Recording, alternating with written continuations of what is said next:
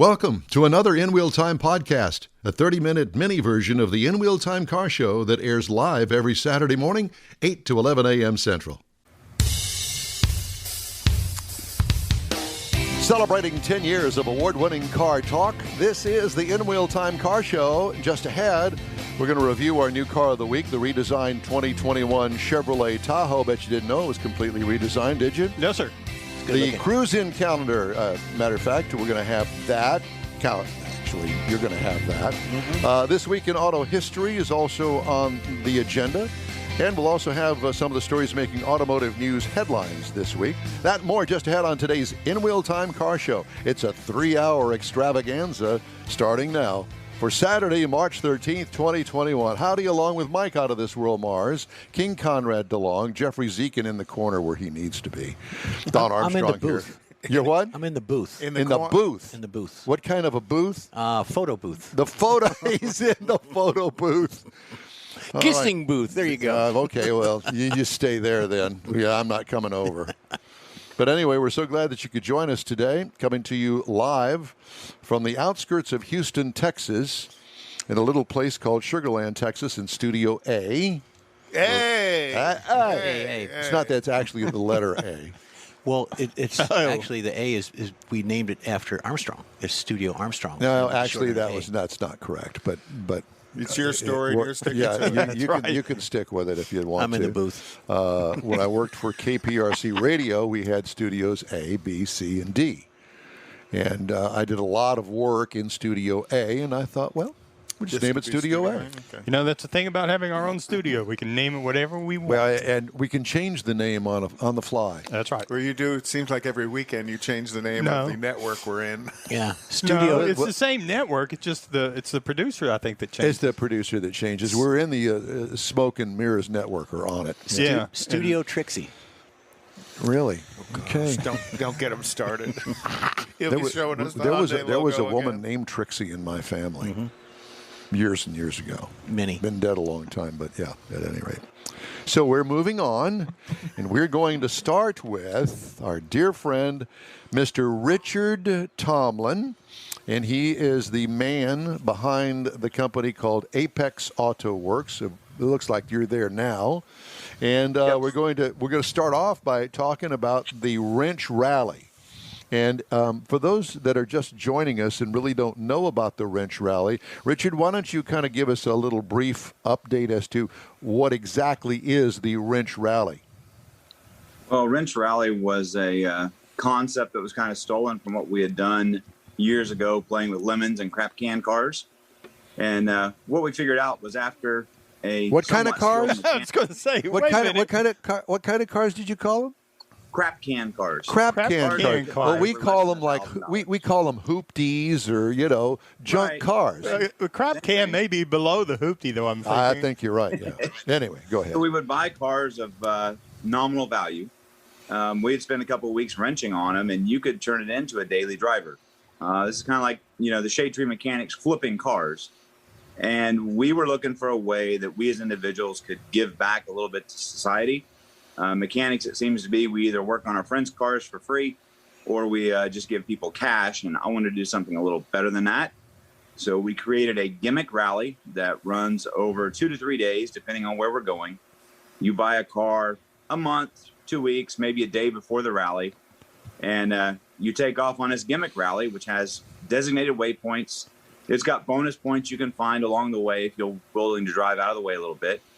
And then at the end of each night, we have a large social, like the one coming up. We're going to actually go to the Chaparal Museum. We're going to go to Shelby's Museum in Vegas. But that's going to be after the liquor store. Well, I mean, that's up to you, Don. I mean, we know where people like to go. Yeah. But that gives us time each evening. These people like to drive a lot, but the last one we gave away 6 cars to single parents. Our goal this time is to give 15 vehicles away. So trying to get back to society a little bit and have fun while we're doing it. Well, clearly with 15 cars means you need to have 15 drivers. No, Well, 15 actually, teams. so what we do is we do teams of 4 in the vehicles. So you've got a team of 4 that makes the trip. And then when we get this example, when we get to Vegas this time, those 4 people will donate their cars to JC Supercars, and they'll hop on a plane and fly back to Houston and done. So it's kind of a one-way ticket. And I like the change you made this year of teams of 4, because the first one you did, you went Seattle and landed in Houston, but it was only 2. Well, if you're giving a car to a family, a Mazda Miata is not quite the kind of car you want to give to a family.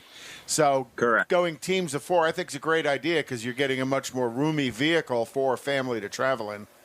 Well, it also lowers the barrier of entry too, right? I mean, you've got to pay, $250 a person entry fee is a lot more acceptable than $500 a person. Mm-hmm.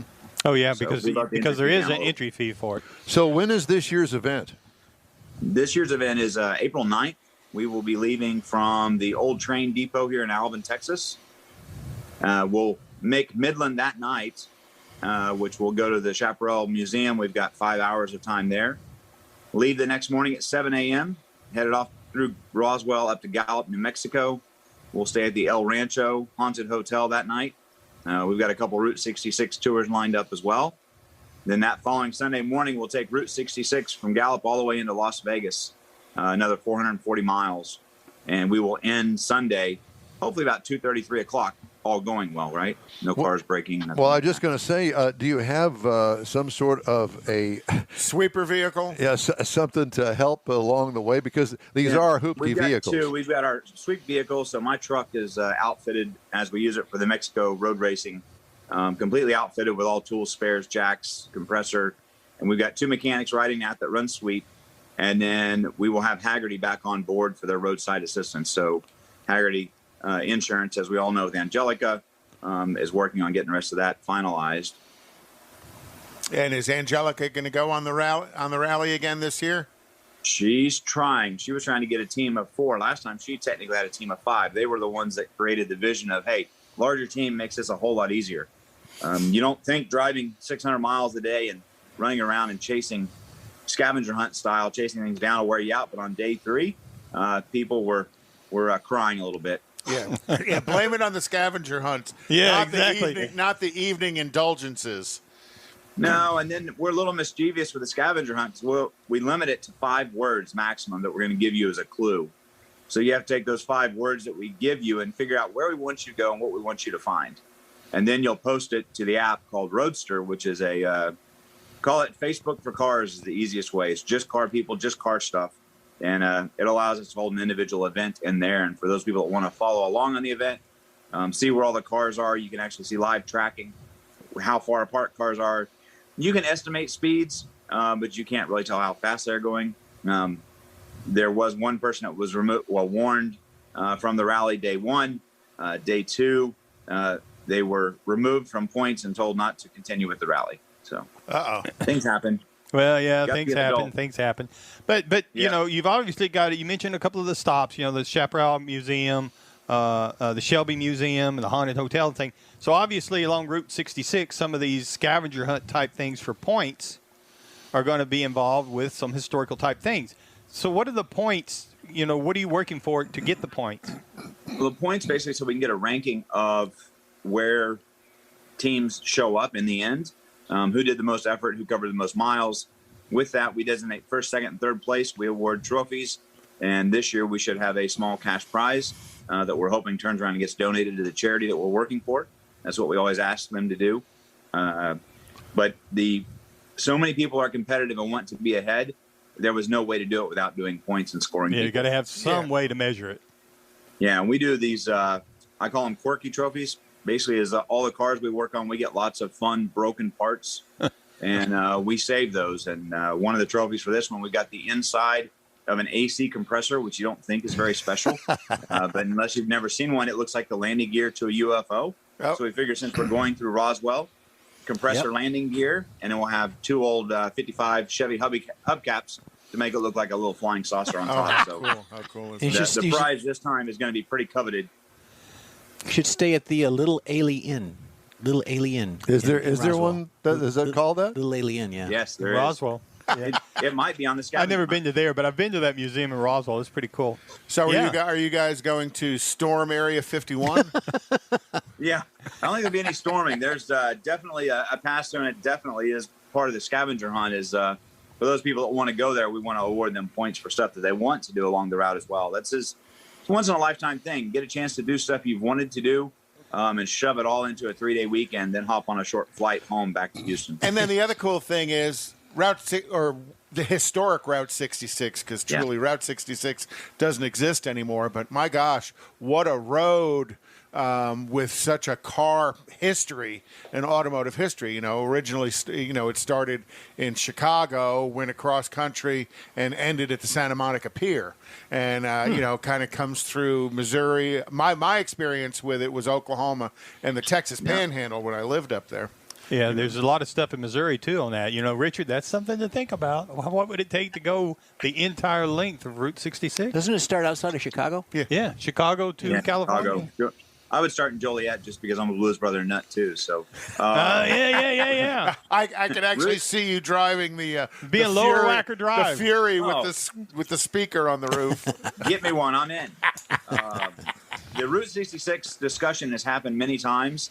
The bigger issue of Route 66 is so much of it now is through community areas and commercial business areas, stoplight to stoplight. Like Springfield is almost all. I mean, it'd take you a couple of hours to get through Springfield if you tried to do that. It was like he was talking Oklahoma. You get in the middle of Oklahoma City through Yukon, Bethany. I mean, it's 45 minutes to crawl through there. Right. It would just really slow the tour down. But we're looking at how to pick up some stops and still stay off the interstates. That's the goal with all of these. The less interstate time, the happier we seem to be.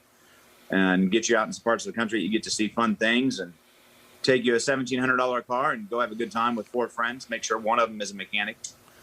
And we have a good time. Well, I thought it was funny because I kind of followed on the app, your Seattle wrench rally. And I guess people just showed up in Seattle and bought a car. Kind of sight unseen, and ended up buying 2 of them. Sight unseen. Yeah. See, I thought that was the best story. They had arranged for her to meet them at the airport. They landed, walked out, handed her $600 for a Honda Civic. Came with an extra set of tires because they had snow tires on it at the time. They showed up at the driver's meeting 30 minutes later. They go to sleep that night, get the next day, drove it from there to here. Only thing they did was they changed 1 tire because they lost a tire at the Texas state line. Other than that, they didn't do a thing. Changed the oil, water, nothing. Just hopped in it and drove. That's confidence. But you also had some people, the car didn't go 50 feet the first one they bought. It failed almost immediately. This is true, but we don't want to bring that up. Buying a diesel Mercedes and you've never owned one before is a bad plan. Yeah, well. So if there are people who are watching us today that want to join the wrench rally, how can they get in contact with you and sign up? Because I think you still have teams open, right? Yeah, Facebook, Instagram's the quickest, easiest way. And all those have my phone number attached to it and email. So you can get a hold of me and get involved. Looking for any assistance, anybody that wants to come along, or if you want to join a team, we've got a couple teams that are 2 to 3 people. So they're looking for additional manpower to join them and go have a good time for a weekend. So, Richard, it's $1,000 to enter. Correct. So what about the hotels and all those kind of arrangements? So when we do the events where we fly out of town, we usually include the first night of hotel. Since most are leaving from Houston, we're not actually putting a hotel in this one because we don't know who all is going to make it to Midland that night. Okay, fair enough. True. The hope is everybody makes it. But what happens if they don't make it? Richard, what happens if they don't make it that night? What, do you wait for them? The suggestion is you rent a car from Enterprise or Hertz and you hop in and follow along. The other thing we've seen teams do is go out and buy another car in a small town. Just go out and plop down another $700, buy another car, and jump in and go. I was going to say, because the rates that the car rental companies are charging these days would probably wind up $700 if you did the, from point A to point B and drop the car off. Don't car dealerships give you a 3-day grace? So, okay, take it for the weekend, take it, and then go to a dealership, get one for 3 days, and then drive it. Well, I think the objective is to donate the car. You can still do that when you get to you can still do Las that. Vegas. Why not? Yeah. And then tell us about the donating the car. You'd mentioned an organization that you're going to donate through, and what are they going to do with the cars once they receive them? So what this organization does, they're based in Phoenix, and they were part of our first rally. I know them through a couple of business acquaintances, but they donate a car a month to a single mother So we're just going to be donating our cars to support them. Now, some of the cars that get chose to participate in our rallies, like let's say the limo we had last time. Well, a single parent doesn't need the limo. They also don't need the two-door Audi that was there, the two-door Mercedes. So those cars get donated and they end up selling them at auction. And then that money goes directly to the charity to help fund them on donating other cars. We did have the 3 minivans, which went straight to parents. All 3 of those vans were serviced by Christian Brothers Automotive. Then Christian Brothers donated all 3 of those vans the following week to single parents here in Houston on the last rally. And that was probably your trigger for going to 4 passengers in the vehicle. Just absolutely how well the minivans are received. It pushed it more in the direction that we want to go, which is the ultimate goal of giving more cars to single parents, both male and female. That just help other people out. Well, what a great cause. And go ahead, Mark. I was going to say, Richard, last week we talked to a group up in Conroe called God's Garage. If y'all do another event that comes back here, they do basically the same thing you're talking about doing. They help maybe a single mother that can't get her car fixed. They fix it. It's a group of volunteers. They're working in Conroe. Or they'll take a car, and I think they even talked about if it wasn't worth fixing, they would sell it and help her get another car. But they do some things with single parents, military families that are deployed.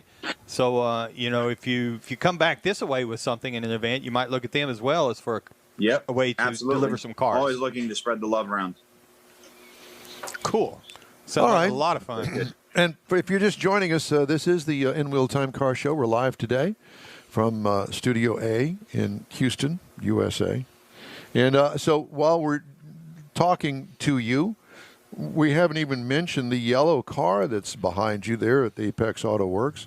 And I thought that maybe we could kind of shift gears a little bit and find out what you got going on in the garage. Well, this one is almost done. This is a 73 Ford Falcon GT 351. Sweet. So I may pause for a second. And Conrad, you want to give me the history on this car? Or you want me to do it? Oh, is this the Aussie car? This is the Aussie car. Oh, my gosh. 4-speed, right-hand drive, 351. Yeah. Cleveland from the factory. I had seen, I guess, a sister car to this. Is it the same owner? I'd seen a sister car to this at one of my shops, a blue and white one, and it is the car that Mad Max used in the original movie. That, with the big blower and stuff sticking out of the hood. So that's when I saw that, I took a bunch of pictures of it. And I guess Richard had seen it online and told me, he kind of knew who the owner was. The guy had more than one. He's got 3 of them. So this one, the cool thing about this one is this is basically your premium edition. Is the easy way to put it. Top tier. 710 of these made in Australia in 1973.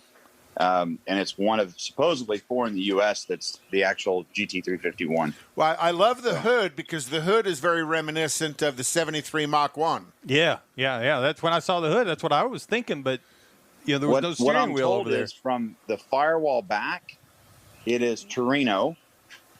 Okay. I was looking at the C. Ford, it is Mustang. Yeah, I was looking at the C-pillar when you were sitting there talking. I'm going, that's Torino.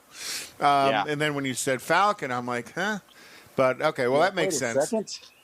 Yeah. But it's a mid-size car, what we would call a mid-size car, Chevelle Cutlass size car. That car is huge. It is huge. I had a friend of mine had one of those. So, that car's a lot of fun, though. And that car? It's close. It should be done, hopefully, in the next probably month. We're at the point of one more layer of clear, and then we start putting the interior back together. And it just going back stock, basically? It's stock. The last one at Sotheby's sold of this was $365,000. Sweet. Ouch. But wait a minute. Did I not see roll bars in the back of that? Nope, no roll bars in that one. Okay. Although when it showed up, it had mounting plates for where roll bars were. That's some of the stuff that we took out and fixed, and new floor pan areas to cover all that up. So it's going to be a street car. Yeah, this is a street car. I think this one's probably going to be more of his. He gets together, enjoys it for 6-7 months, and then sells it, passes on down the road. So what kind of restoration was done on it? Was frame off, rotisserie, any added mods to it? I don't do any of the rotisserie or the frame off, but on this one, basically, it's old school unibody car. So it's still subframe stuff, but it was taken completely apart. When this one showed up, there was a spot on the roof that I could put my fist through where it had rusted out. Wow. So all metal, patchwork, everything back in, grind, fill. The package tray was rusted through.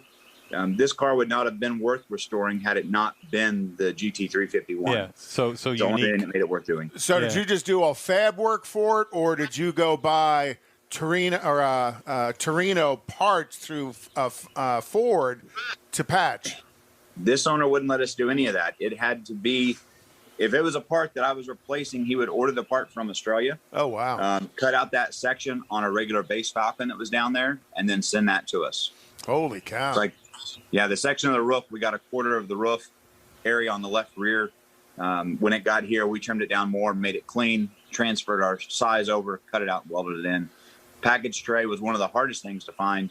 I guess it sat for a long time without a back window in it, but the package tray had rusted out. I'd never welded in a package tray before. That was a first for me. Whole lot of spot welds on the inside of that one. What a total pain that would be. Oh, yeah. Oh. It was not fun. Have to be a I'm sure the machines contortionist. made it a lot easier. But Have to be a contortionist to do it. So, though this is a low production model, the vehicle itself was huge production in Australia. correct. That is the I would have never guessed that. Never guessed that in a million years with a 351, because I mean that goes with the Chevy SS and all the other ones. That model being the 351, but they offered that same body, but not with the SS modifications like a regular Malibu would have been. Right. They made probably millions of them through the years. Something equivalent to like a 307 or some sort of base And now motor. I think they're all completely out of production in Australia. I know Holden's not there; doesn't really exist anymore. They're not building anything in Australia. Yeah. So the Australia Supercar Series, which is where this probably ran back in the 70s, and was probably I don't know much about the actual racing history on that platform, but I know it was the largest motor offered in this platform. Yeah. Cool. So what else you got in the shop, Richard? Stuff that you might like. We got the Miata, which is DroneWorks car. This is just one we're making more pretty, but the one that's interesting probably to you guys is the vintage Mini. Oh, my. Oh, wow. Original vintage Mini Cooper S. We had to add some roll bars to it. This is one of our local C-Bar, Corinthian Vintage Racing Association cars. $12.75. To give a comparison, the wheels on it are 10 inches. As they say, tens. Well, look who just took my 10 car rims. review. My lawnmower has bigger tires than this. The car itself, though, at MSR, runs as fast as the Miatas do. So it's fully prepped. It's been a race car since 1982. I was going to say that car looks like a ton of fun. But what's the car weigh? About 1,400 pounds? Actually, I've not even and looked. it's right-hand drive too. Yeah, That would take right-hand some drive. getting used This to. is a converted right-hand drive. Almost like a Legends. Yeah, Yeah, about my that Legend's size. about this size, Yeah. in all honesty. Except that was a Legend's a little bit production. smaller. That was a production car in Great Britain. Yeah, it's an amazing car. So this one goes home today.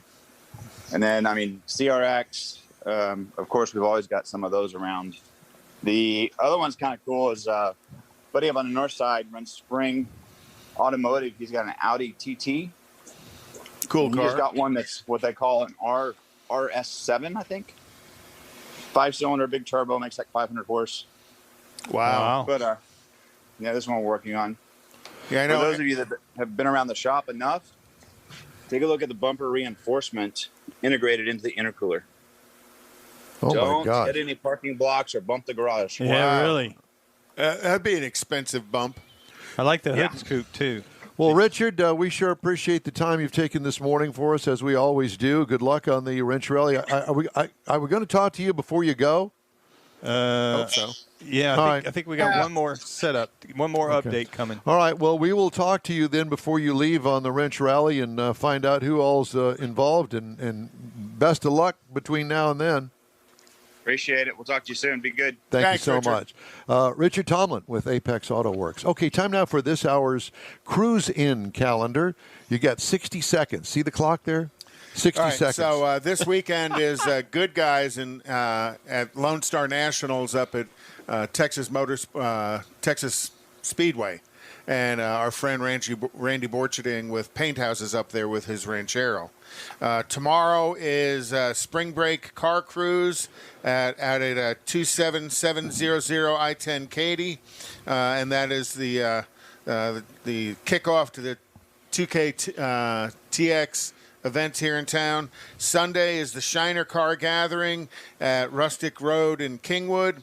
And then next weekend is Tailpipes and Tacos at Loopy Tortillas off of Kingsland and 99.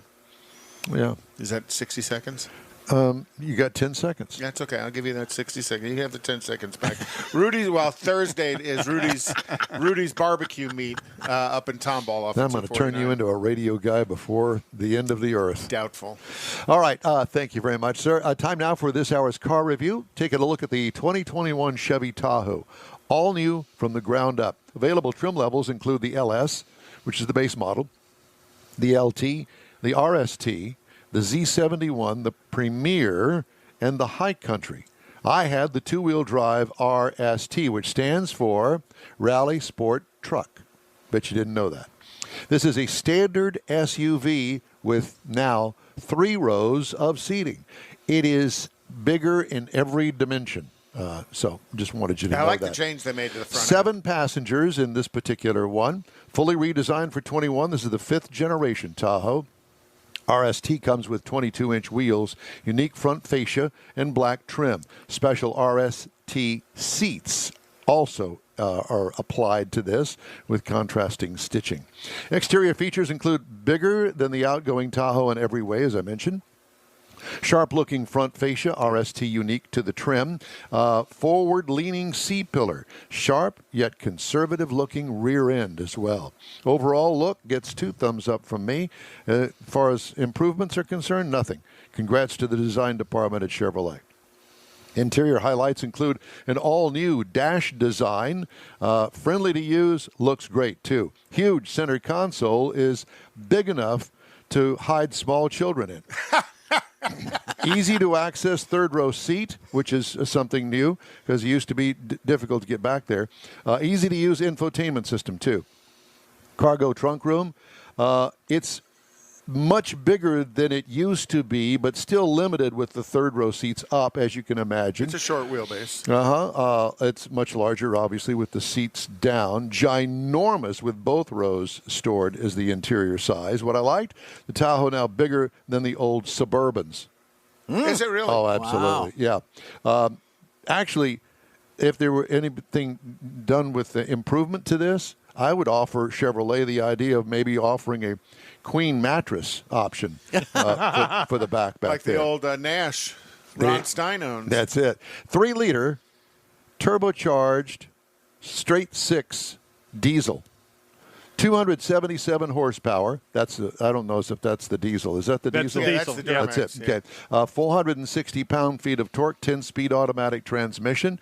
It will tow up to 8,200 pounds. That's pretty good. And it will haul up to 1,625 pounds. Miles per gallon, and this is where it all pays off. 21 miles per gallon city is what it's rated. Highway 28 for a combined of 24. I got 23.5 over 444 miles. And it performed flawless. 10-speed in the diesel. The thing I really liked about it was, I heard you start it. You can't tell it's a diesel. No. Ride and handling. A new independent rear suspension takes the ride to a new luxury level. I mean, it makes the world of difference in this. Independent rear suspension on the Tahoe. Really cool.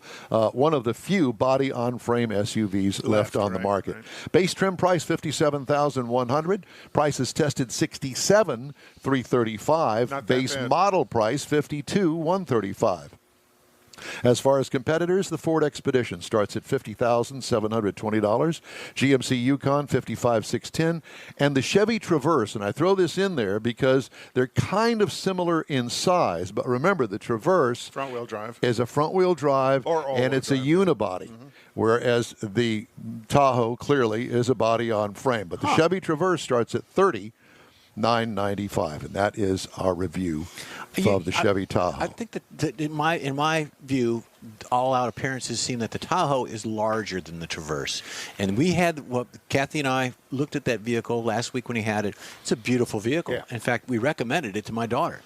It's the third row is just amazing. And I really do like the change they made to the front end of the truck. You know, it got rid of that squarish body that the previous generation was. I don't know that it was ugly. It was plain. It was hearse-like. Yeah. And this one, they really and made with the some straight huge body changes. lines, particularly you throw that over on the Suburban and stuff. It's exactly what I'm it telling looked if you're a Tahoe fan, you're going to love this thing. Hey, the In Wheel Time Car Show streams on Facebook, YouTube, and InWheelTime.com. Podcasts available on Apple Podcasts, Spotify, Stitcher Radio, iHeart Podcast, TuneIn, Google Podcast, Pandora, Amazon, and Podcast Addict. In Wheel Time Car Show continues after this quick break. Stay with us. Tailpipes and Tacos is Houston's premier cruise-in, and you're invited to join in. Whether you're a cruiser or spectator, Tailpipes and Tacos is the place to enjoy made-to-order breakfast tacos, fresh coffee, and mingle with Houston's fun car people. Mark your calendar for Saturday, March 20th for Tailpipes and Tacos at the Lupi Tortilla Mexican Restaurant in Katy, 8 a.m. to 11 a.m.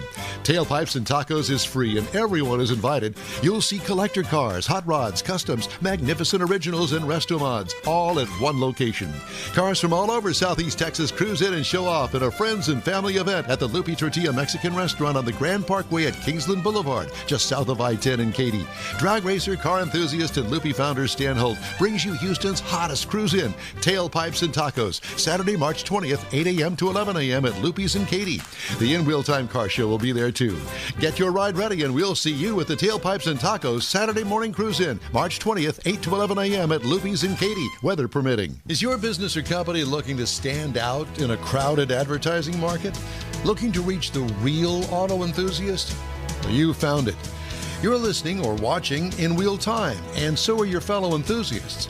The In Wheel Time Car Show now reaches 500,000, and we can put together a marketing plan that will engage them in your product, business, or service. To get the tires rolling, just shoot us an email to our marketing director, Jeff Zekin. His address is jeff@nwheeltime.com. If you're in charge of your company's small, medium, or large business anywhere in the U.S., let the On Hold Company help you retain customers and promote your business on your telephone system. Promote special sales or company info when placed on hold. The On Hold Company provides custom on-hold messages with professional male or female voices, licensed background music with no long-term contract, no monthly recurring bill, and updates your messages as needed. Call the On Hold Company at 713-223-HOLD or go to onhold.net. That's it for this podcast episode of the In Wheel Time Car Show. I'm Don Armstrong, inviting you to join us for our live show every Saturday morning, 8 to 11 a.m. Central on Facebook, YouTube, Twitch, and our InWheelTime.com website. Podcasts are available on Apple Podcasts, Spotify, Stitcher, iHeart Podcast, Podcast Addict, TuneIn, Pandora, and Amazon Music. Keep listening, and we'll see you soon.